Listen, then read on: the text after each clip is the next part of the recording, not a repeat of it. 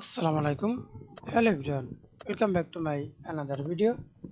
In this video, how to highlight a border in Photoshop for two-way.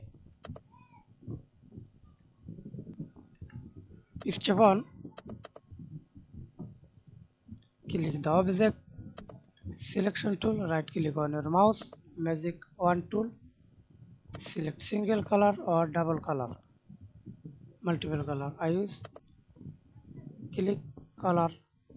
First of all, I use single color, then click the icon for saturations and click and drag it. Add your highlight color.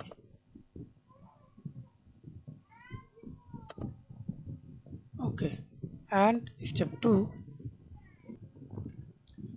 click the object, go to Apex, Stroke, Stroke color, select your stroke border highlight color, then stroke size. Thanks for watching video. Please subscribe to my channel, like, comment, share.